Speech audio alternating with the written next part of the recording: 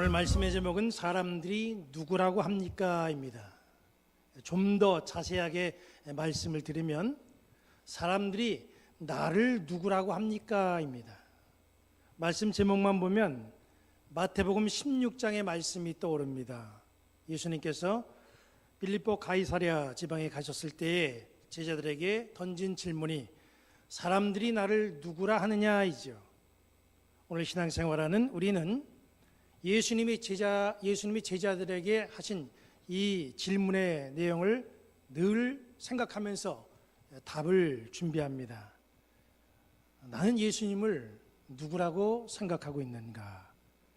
우리는 이 질문에 오늘 신앙생활하는 나에게 정말 주시는 아름다운 질문으로 우리는 이 말씀을 마음속에 담고 그리고 예수님이 누구신지 알기 위해서 지금도 생각하고 또 앞으로도 계속 노력하리라 그렇게 저는 생각합니다.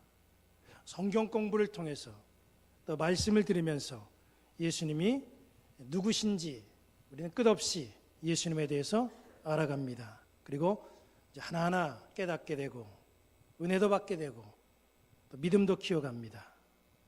그리고 우리 중에는 이미 이런 과정을 통해서 예수님은 나의 구세주요 살아계신 하나님의 아들이다 이렇게 고백하며 신앙의 길을 걸어가시는 분들이 계십니다.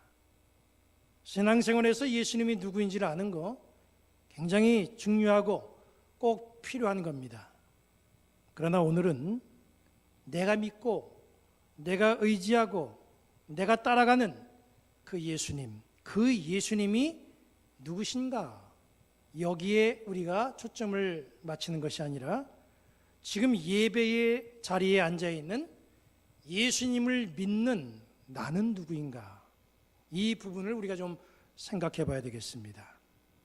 예수님이 누구신가가 아니라 예수님을 믿는 나는 누구인가? 이걸 우리가 집중적으로 생각해 보면서 말씀을 상고하고 은혜를 나누도록 하겠습니다. 신앙생활이란 뭐냐? 신앙생활이라고 하는 것은 예수님을 알아가는 것이다. 이렇게 생각하는 사람은 있어도 신앙생활이 예수님을 믿는 나를 알아가는 것이다. 이렇게 생각하고 그렇게 여기는 사람은 그렇게 흔하지가 않습니다. 나는 누구인가? 예수 믿는 나는 누구인가? 우리는 이 땅을 살아가면서 그런 질문을 한번 해볼 필요가 있습니다. 사람들은 세상을 살아가면서 내가 누군가 여기에 대한 어느 정도 나름대로의 답을 다 가지고 있어요.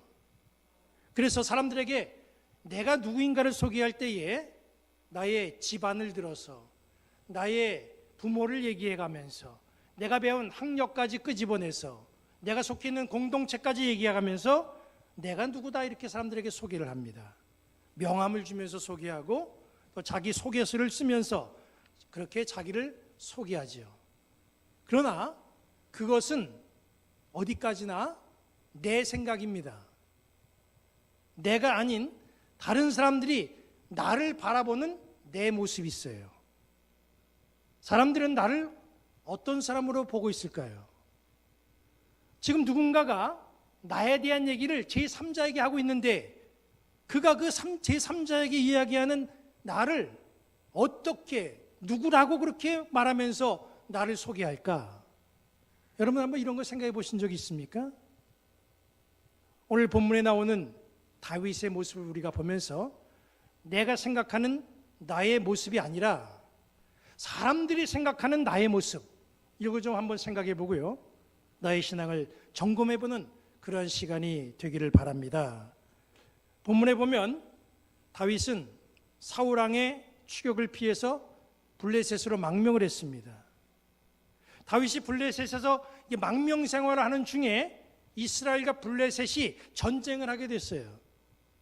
다윗은 이 전쟁을 큰 위기로 보지 않았습니다. 오히려 이 전쟁을 통해서 내가 블레셋에 신임을 얻을 수 있겠다 그렇게 생각하고 이 전쟁을 블레셋에서 신임을 얻는 아주 중요한 기회로 여겼어요. 블레셋의 용사가 돼가지고 이스라엘과 싸워서 이기고 게다가 공까지 세우면 블레셋에서의 자기 입지는 정말 단단해지고 망명한 사람으로서 블레셋의 인정을 받게 된다. 다윗은 그런 계산을 했습니다. 다윗은 자기 동족 이스라엘을 공격하기 위해서 블레셋 군사들 틈에 서게 됐어요. 블레셋 군사들이 전쟁터에 나온 다윗을 보고 상당히 당황했습니다. 심지어 화가 나서 펄쩍 뛰었어요. 그리고 왕에게 다윗과 함께는 우리가 전쟁할 수 없다, 그렇게 강력하게 다윗을 배제시키라고 건의를 합니다. 참 이상하잖아요. 다윗은 블레셋에 망명한 사람이에요. 다윗 스스로도 블레셋을 돕겠다고 나섰어요. 싸울 때 숫자가 많으면 적은 것보다는 유리합니다. 특히 다윗의 무리들은 싸움에 다 능한 사람들이에요. 광야에서 싸움으로 다져진 사람들입니다. 게다가 전향한 사람을 전쟁터에서 앞장 세우면 상대는 그거 보고 사기가 꺾일 수가 있어요. 다윗과 함께 싸움에 나가면 블레셋에 도움이 되면 됐지 불리한 게 거의 없어요. 그런데 블레셋 사람들은 그렇게 안 봤습니다. 블레셋 사람들은 다윗이 전쟁터에 함께 나가는 걸 원치 않았어요. 전쟁을 위해서 한 명이라도 그렇게 나서면 참 좋을 텐데 왜 블레셋 군사들이 다윗을 전쟁에 참여시키려 하지 않았습니까? 블레셋 군사들이 바라본 다윗의 모습이 있어요. 그들 머릿속에 각인된 다윗 하면 생각나는 것들이 있었다는 거예요. 예전에 블레셋에 아주 결정적인 패배를 안겨준 사람이 다윗이에요. 블레셋의 전설적인 장군 골리앗이라는 사람을 물리친 사람이 다윗이었어요. 자기들이 섬기는 다곤신을 섬기지 않는 사람, 저 사람은 이방신 섬기지 아니하고 오직 하나님만 섬기는 사람. 다시 말해서 이 사람은요, 블레셋의 정체성에는 1%도 같지 않은 그런 사람이 다윗이라는 거예요. 절대로 블레셋과 섞일 수 없는, 블레셋 사람의 가능성이 조금도 없는 순수한 이스라엘 사람, 이게 블레셋 사람들이 바라본 다윗의 모습입니다. 한마디로 그래서 믿지 못하겠다는 거죠. 그래서 4절의 말씀 보면 블레셋 방백들이 왕에게 이렇게 말합니다. 블레셋 사람의 방백들이 그에게 노한지라. 블레셋 방백들이 그에게 이르되 이 사람을 돌려보내요 왕이 그에게 정하신 그 처소로 가게 하소서. 그는 우리와 함께 싸움에 내려가지 못하리니 그가 전장에서 우리의 대적이 될까 하나이다. 그가 무엇으로 그 주와 다시 화합하리이까? 이 사람들의 머리로 하지 아니하겠나이까? 그를 전쟁터로 데리고 나가면 우리의 대적이 됩니다. 우리 목 다 베가지고 사울 왕에게 갖다 줄 사람입니다. 큰일 납니다.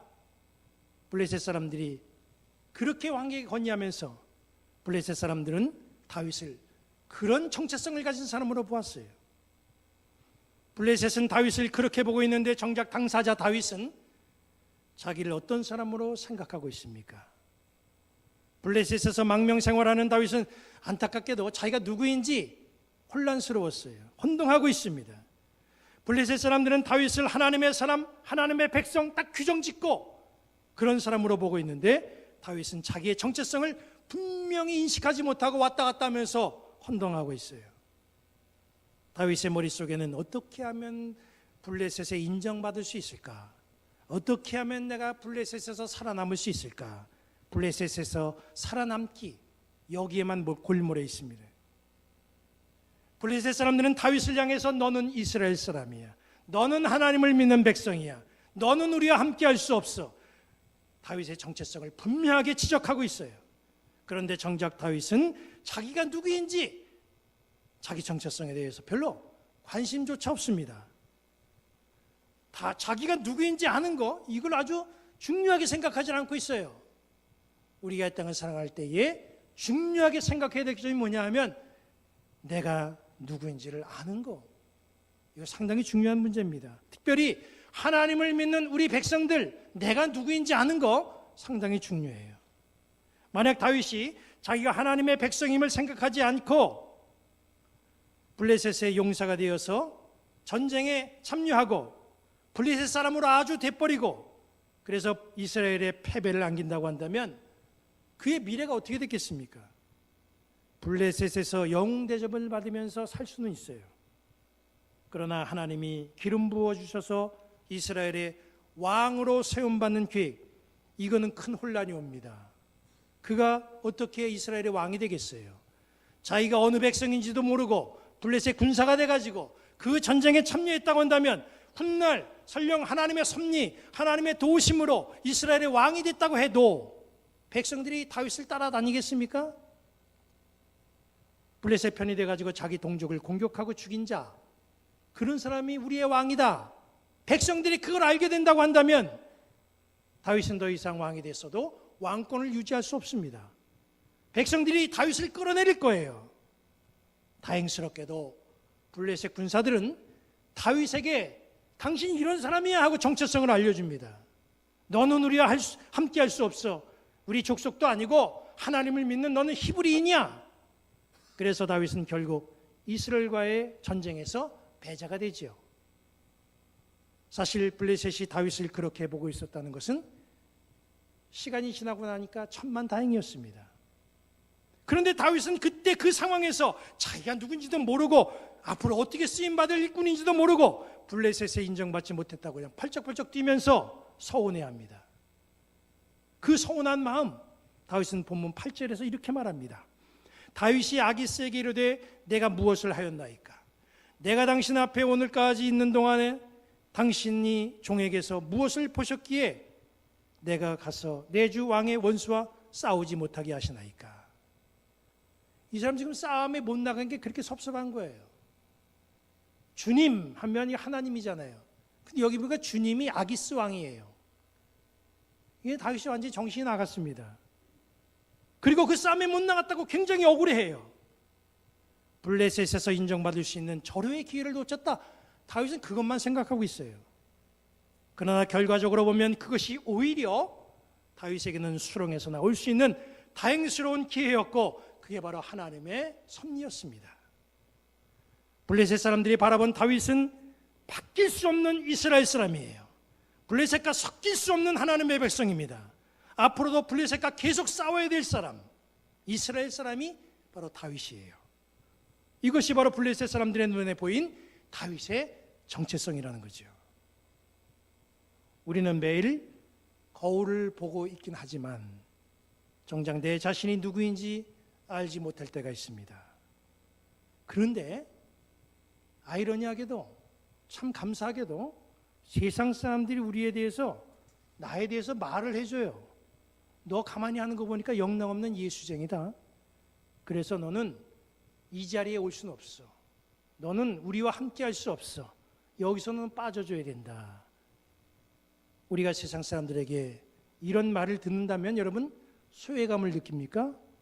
섭섭하고 외롭게 느껴지십니까? 따돌림 당했다고 힘듭니까?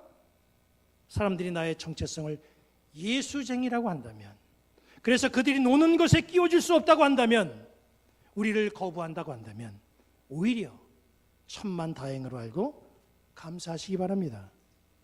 내가 그 무리 속에 끼어있지 않기 때문에 미래의 나를 향한 하나님의 놀라운 계획이 계속 유효한 거예요. 우리를 향한 하나님의 계획은 엄청납니다. 그런데 우리가 하나님의 백성이라고 하는 정체성을 잃어버리면 나를 향한 하나님의 계획도 함께 사라져버리는 거예요. 우리는 매일매일 사람들을 만나고 관계 속에서 살아갑니다. 여러분을 만나는 사람들이 여러분을 누구라고 하든가요? 또다시 시작된 이 한 주간, 이 한 주간을 여러분을 살아가는 동안에 나는 사람들에게 무슨 소리, 누구라는 소리를 듣기를 원합니까? 너는 우리와 다르다. 아무리 봐도 나하고는 함께 할 수 없네. 너 예수쟁이야. 그 소리 듣는다면 여러분은 비로소 성도가 된 거예요. 이 한 주간을 살면서 사람들에게 예수장이라고 하는 이런 소리 듣는 믿음의 정체가 분명한 성도들 되시기를 바랍니다. 성도로서 확인되는 한 주간 되시기를 바랍니다. 그래서 주님이 나를 향해서 계획하신 복된 열매, 이걸 거두어드릴 수 있는 그런 성도 되시기를 주님의 이름으로 간절히 축원합니다. 이제 우리 모두 자리에서 일어나시고 찬양하신 후에 축도로 예배를 마칩니다.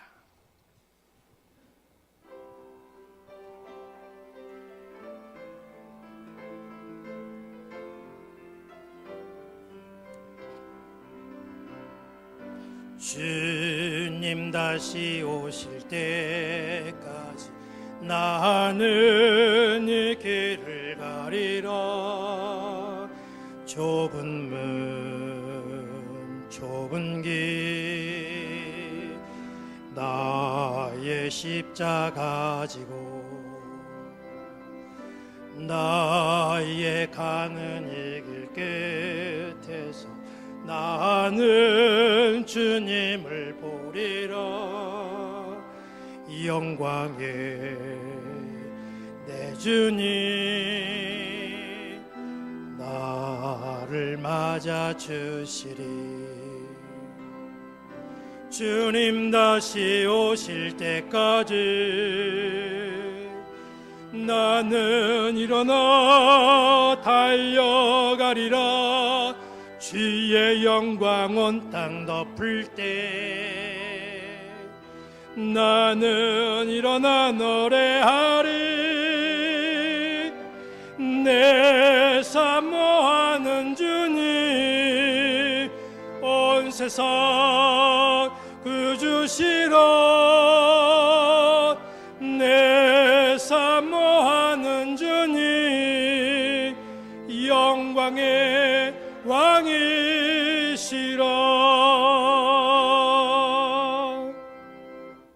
하나님이 여러분에게 복을 주시고 여러분을 지키시길 원하며 하나님이 그의 얼굴을 여러분에게 비추사 은혜 베푸시기를 원하며 하나님이 그 얼굴을 여러분에게로 향하시고 평강 주시기를 성부, 성자, 성령의 이름으로 축원합니다. 아멘.